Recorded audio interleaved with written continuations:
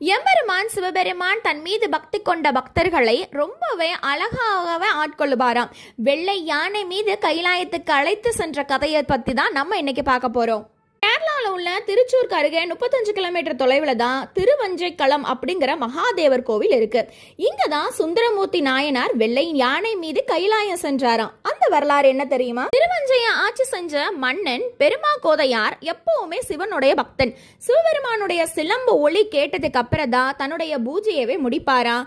ஒரு நாள் இறைவனுடைய சிலம்பொலி கிடைக்காததுனால கேட்காததுனால தன்னுடைய உயிரையை விட துணிஞ்சாதான் அந்த மன்னன். உடனே சிவபெருமான் மன்னன் முன்பு தோன்றி, எனது பக்தன் சுந்தரனுடைய பாட்டை கேட்டுட்டு இருந்தேன், அதுல மயங்கி போனேன், இதோ என்னுடைய சிலம்பொலி, நீ உன்னுடைய உயிரை விட்டுறாத அப்படின்னு சொல்லி தன்னுடைய பக்தனை காப்பாத்தினாராம். இருந்து அந்த மன்னனும் சுந்தரரும் ரொம்பவே நண்பர்களானாங்களாம்.